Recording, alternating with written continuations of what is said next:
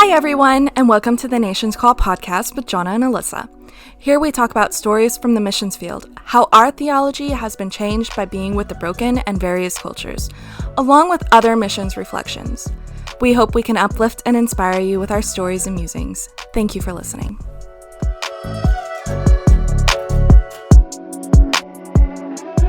So today we're going to be talking about general welcome information, such as who we are, how the Nation's Call got started, and, just our general vision for world domination. I can't do it. So how did you start thinking about the Nation's Call as an organization? Was it a vision? What was your original idea for the Nation's Call? We're really kicking it back. Farther than we've been friends. Further than we... the Nation's Call is old. It's old. So, 2012, God gave me a vision for Europe, and he gave me a vision of mass revival, of coming back to God, even, in the church coming back to God. And so I saw, these different conferences and all of this different stuff, and since 2012, the vision has always morphed. It's become bigger and more elaborate than what it ever was originally. But now it's actually happening. So in 2016, when I started going to Romania, I started the Nation's Call Softly, and that was just kind of a way so I could fundraise better, kind of mission better, kind of keep the people that actually care about the missions to be connected instead of just posting on my personal profile. Because so a little bit of a brand for your missions work so that people who knew you through missions could find you easily. Yes. Then got Alyssa on the team and Nicholas on the team, and we started it as a nonprofit officially in 2020, 2021. 2020, 2021? 20. It's 21. all 1 year. But we started filing paperwork in 2020. We received back the paperwork in 2021. Yes. That's what I'm saying.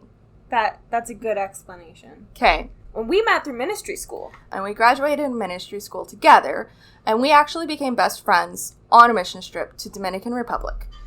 We led worship on Wednesday nights at your mom's church for a long time, which was honestly the main reason that I started coming over to your house at all, is because Oldfield is really far away. Yes. As a town. Yes, and you started to spend the night, and then we got really close because some individuals in your life was trying to completely take advantage of you. I had trash friends, and Jonna helped me be good with boundaries. Yes, we learned how to do boundaries.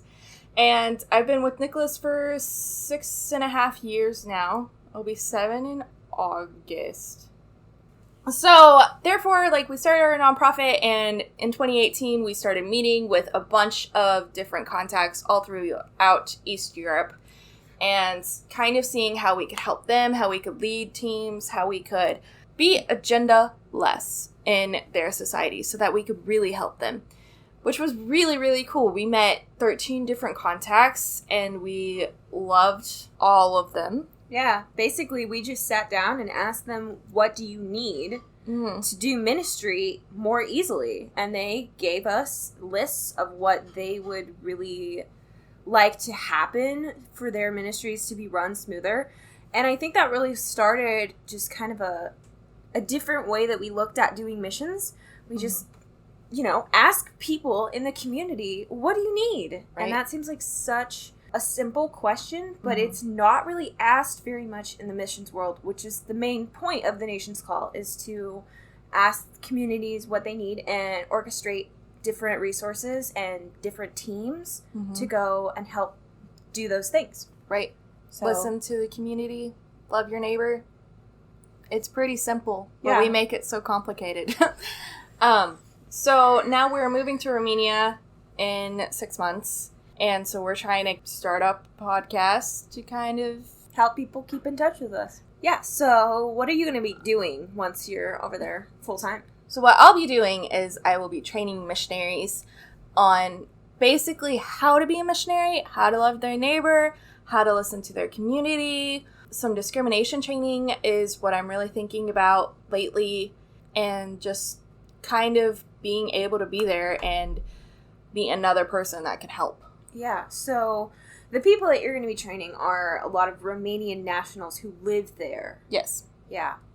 And I'm going to be doing a lot of the background running of the nonprofit. So, like, office work, paperwork, filing all of our taxes, making sure that no one does any misappropriation of funds, all that fun stuff. And so that's my general job description. Also, grant writing and running our admissions program for people that want to come on trips with us. So, yeah, a lot of hats, but I'm very excited about it. Very excited. A couple of things that we have done, because I get asked a lot, like, well, what do you do while you're over there before we move, is, like, we've passed out Bibles, we've given out food, we've done prayer walks, and we've cleaned houses, and we've done up-teen loads of laundry in one day. And we've just always chosen to be agenda-less. We've always wanted it to be whatever you need from us is what we'll do.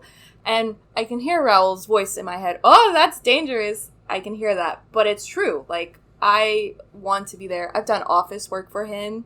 We've made 2 big, huge batches of carbonara. We've cooked. We've cleaned. We've done the walks. We've done the talks. We've done... pretty much everything. We've done a lot. We've done a lot of stuff. And you've helped with their social media for I did. Missions Romania. Yeah, I helped with their social media. They've used a lot of our photos.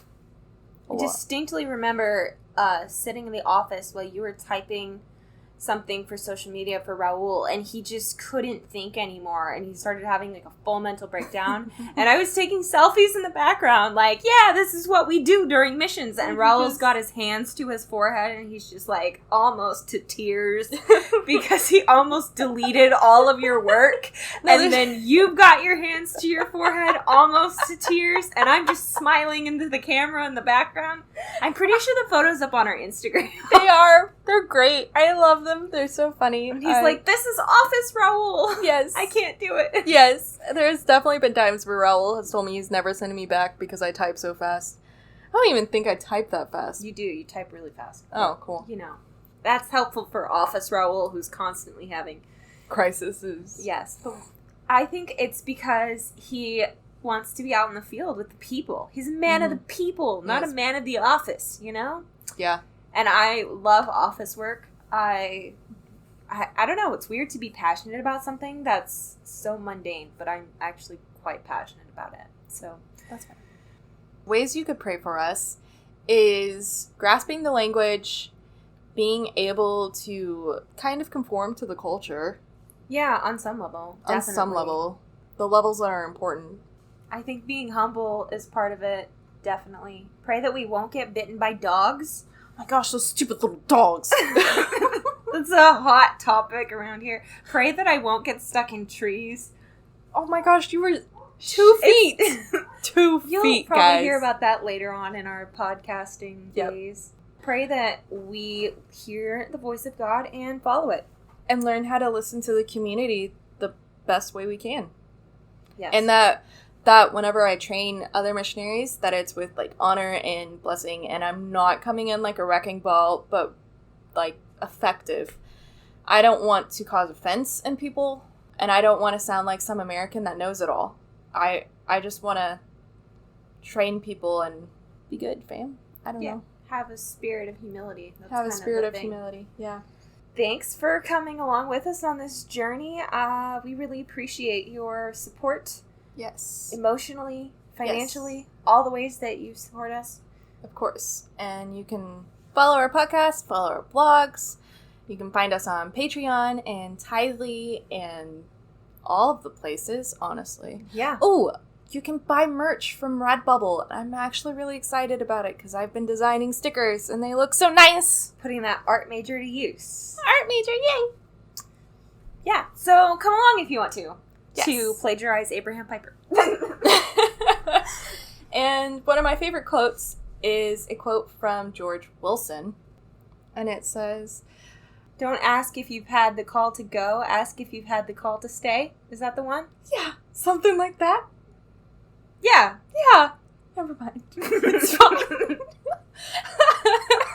All right. Bye! Bye! The Nation's Call is a 501c3 missions organization supported by wonderful people like you. If you would like to partner with us, you can do so by going to Patreon at patreon.com/thenationscall and by following us on Instagram and Facebook, where you can also ask us questions we might address here. Thanks for listening to the Nation's Call podcast.